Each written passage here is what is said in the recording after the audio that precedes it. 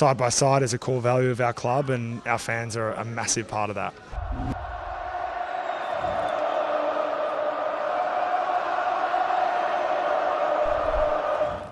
Hello and welcome back to the Side by Side Footy Show, where today we'll be covering the changes that I think we should make for our game coming up against the Port Adelaide Power.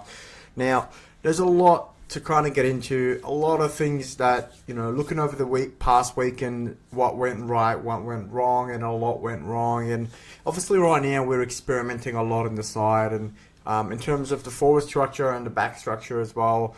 A lot of changes have been made, so there's a lot to delve into, and a lot of questions about how committed are we to these experiments that we're doing now. Is it just to test the waters and then go back to basics, and then acknowledge what worked, what didn't work for one game? Or does McRae decide, I'm going to back this for a few more games? But the dangers of doing that is that we end up potentially losing a lot more games in a very tough run. Although we can recover from it later. We saw last year how tough it was to just try to get back into the 8 once you're not in there.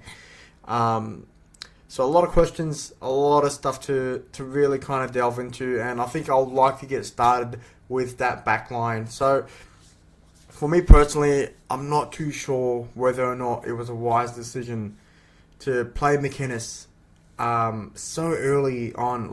He's barely played any AFL games before, and then to chuck him into the defense against a very high quality opposition, and that doesn't stop. We're going to keep coming up against teams that finish in the top 8 for quite a while. So a lot of questions about, okay, well, why not test him in the 2s in defense, where he can get a game or two at least, and then we'll get a better idea of how he really is. I feel like that, against UWS, it was a very tough game to nail, and I feel like it put a lot of pressure on him, and for a young player as well, it's not good for the confidence, and you felt it during the game. You saw McInnes just give the ball away, going for a punch when he could have easily gone for a mark, just did not back himself in that position at all. And I don't really blame him because, again, he's barely played AFL footy before.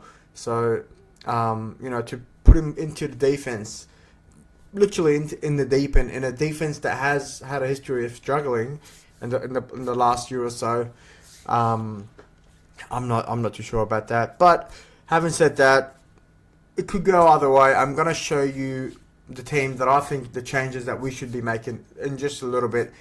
Other areas that I think we need to address is obviously the forward line. Is it too tall, right? Is it, we've been crying out for key forwards for so long, and I think right now our problem is, well, our forward line looks best when we're able to apply high pressure and basically chase after teams and prevent them from just walking out of our back line with ease. That was missing. That was missing last week against the Giants, and a lot of it is due to the fact that now we do have a taller forward line now. We've got 3 players that play as a key tall / obviously Memby plays more of a pseudo key tall, but that did impact the game. It looked like we were very slow in attack, and that's one part of our game that I've always really rated highly, is our ability to apply heavy pressure, to move the ball really well. And I feel like it impacted us psychologically in terms of game plan, because all we did was just boot the ball forward and go, yeah, we've got 3 talls in there. Hopefully they'll make the most of it. And a lot of that, I think, is maybe testing the waters as well for McRae. Let's just see if that works. But obviously coming up against a very, very tough side in the Giants, who have a Sam Taylor, Buckley, Himmelberg, a lot of quality play, even Iden as well, who plays on the smalls but is also really, really good in defensive positions. So it was a very tough game to test that out against a team like that, but I guess at the same time it was the game to really see whether or not that worked against the very, very best. And you would argue that GWS defense is pretty much the best defense around.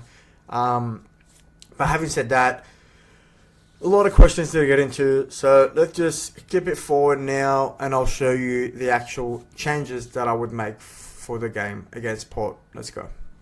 So here it is. These are my ins and outs. As you can see in the red, we've got the outs and the ins marked in the green.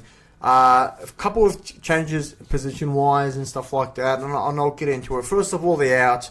Look, I just think Membrey right now is not quite ready to be in that forward line, and I think again we're giving up that high pressure in our forward line. And Membry is a leading forward, not really a high pressure forward, and having too many forwards in there, those type of leading forwards, it's just going to hurt our ability to apply pressure in that forward line, and that's a big part of our game that we count on, is winning that ball in the forward line and turning it over and getting, winning the ground ball is essential for us as a team, and especially against a very tough defense like a GWS defense.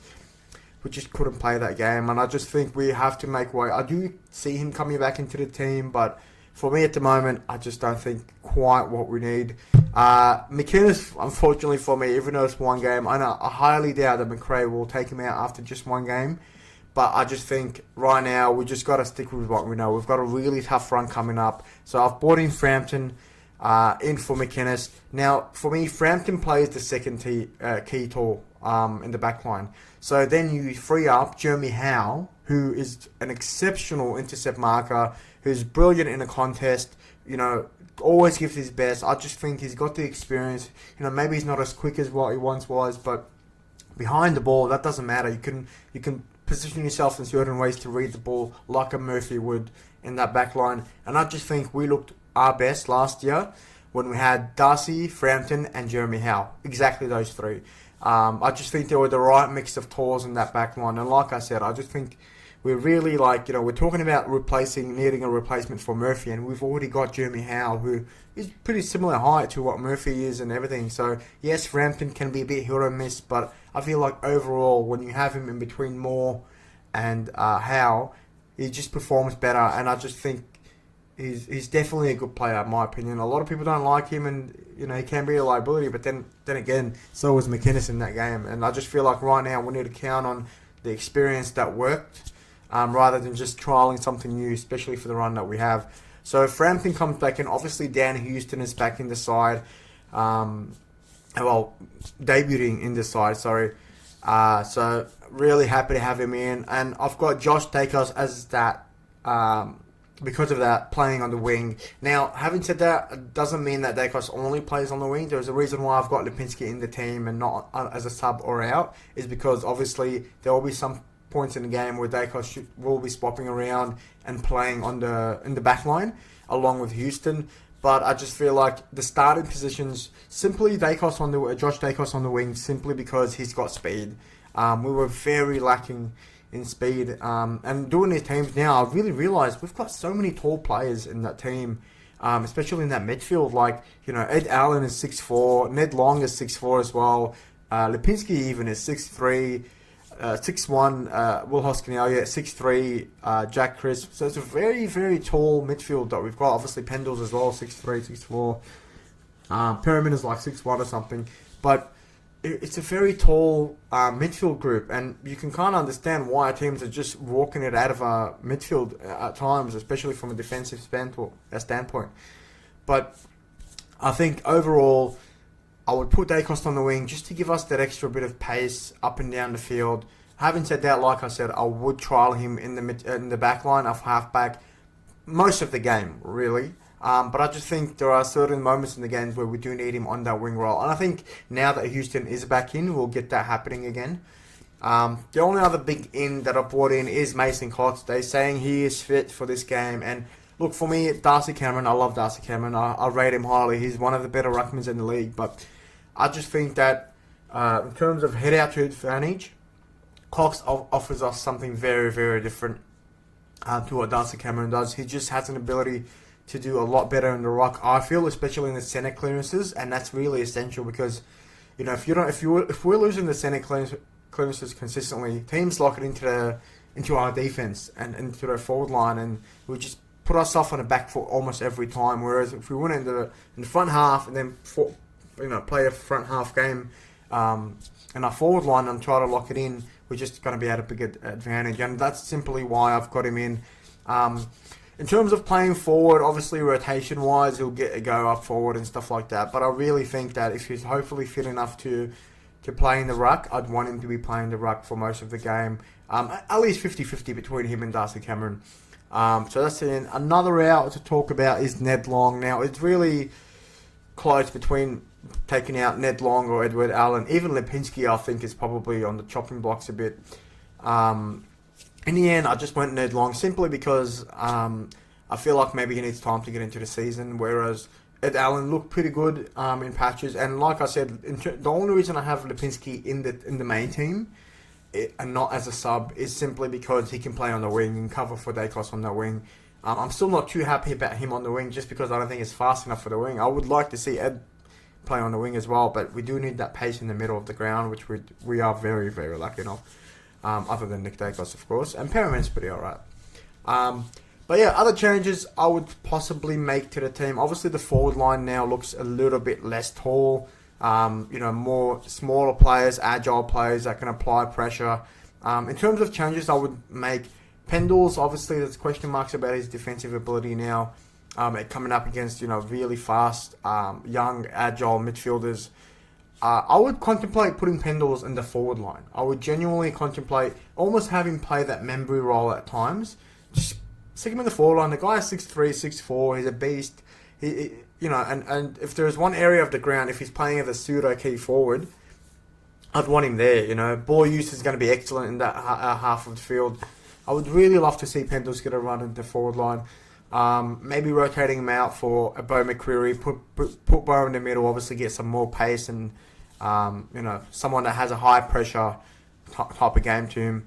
But yeah, other than that, Jack Cripps, Hoskin Elliott, both two players that are very versatile with where they can play across the ground, so they're definitely in the team.